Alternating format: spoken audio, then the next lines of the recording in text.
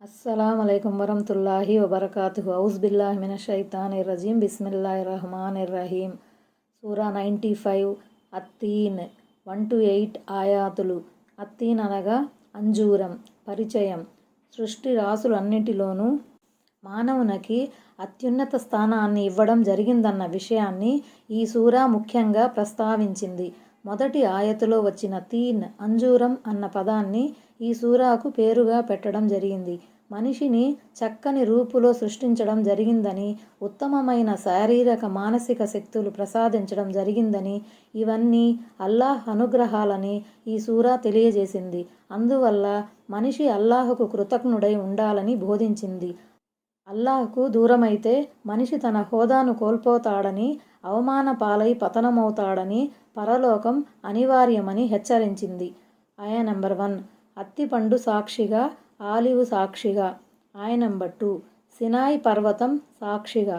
దేవుడు తన ప్రవక్త అయిన మూసా అలైహిస్సలాంతో సంభాషణ జరిపినది ఈ పర్వతం మీదే. ఆయ నంబర్ 3 శాంతియుతమైన ఈ నగరం మక్కా సాక్షిగా. శాంతియుతమైన నగరం అంటే మక్కా నగరం. ఈ నగరంలో హత్యాకాండకు అనుమతి లేదు. ఈ నగరంలో ప్రవేశించిన వారికి రక్షణ లభిస్తుంది. మరికొంతమంది వ్యాఖ్యాతల ప్రకారం ఈ సూరాలో 3 ప్రదేశాలపై ప్రమాణం చేయబడింది.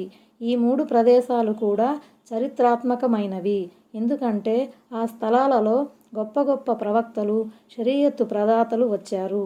అత్తిపండు ఆలివ్ల సాక్షిగా అంటే అత్తిపండ్లు, ఆలివ్ పండ్లు విరివిగా ఉత్పత్తి అయ్యే ప్రదేశం అని అర్థం. అది బైతుల్ మఖ్దీస్, జెరూసలేం ప్రదేశం. దైవ ప్రవక్త ఈసా, యేసుక్రీస్తు ఆ ప్రదేశంలో ప్రభవించారు. సినాయి పర్వతంపై మూసా అలైహిస్సలాంకు ప్రవక్త పదవి ఇవ్వబడింది. కాగా మక్కా నగరంలో అంతిమ దైవ ప్రవక్త ముహమ్మద్ సల్లల్లాహు అలైహి వసల్లం జన్మించారు. ఆయ నంబర్ 4 నిశ్చయంగా మేము మానవుణ్ణి అత్యుత్తమమైన ఆకృతిలో సృజించాము. పై 3 ఆయతులలో చేయబడిన ప్రమాణానికి జవాబు ఈ ఆయతులో ఇవ్వబడింది. అదేమంటే ఈ లోకంలో మానవుణ్ణి దేవుడు అత్యుత్తమ రీతిలో సృజించాడు. ఇతర ప్రాణులతో, జంతువులతో పోల్చుకున్నప్పుడు ఈ తేడా కొట్టొచ్చినట్లే కనిపిస్తుంది. ఇతర జీవుల ముఖాలు క్రిందికి వంగి ఉంటాయి. కానీ దేవుడు మనిషిని మాత్రం నిటారుగా నిలబడి నడిచేవానిగా, అందగాడుగా మలిచాడు. ఇతర ప్రాణులకు భిన్నంగా మానవుడు తన చేతులతో సంపాదించి తింటాడు, త్రాగుతాడు.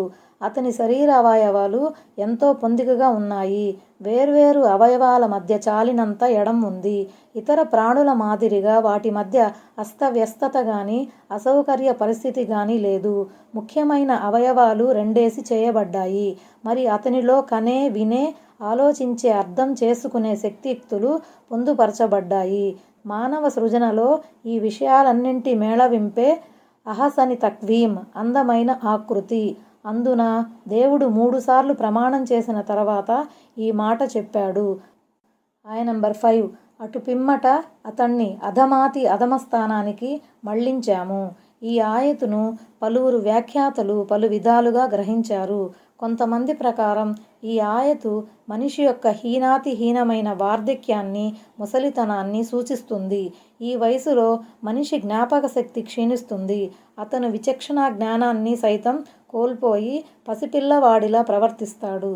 మరికొంతమంది ప్రకారం మానవుడు తన దురాగతాల కారణంగా నైతికంగా దిగజారి పాతాళానికి త్రోసివేయబడతాడు. పాముల, క్రిమికీటకాల కన్నా హీనుడిగా తయారవుతాడు.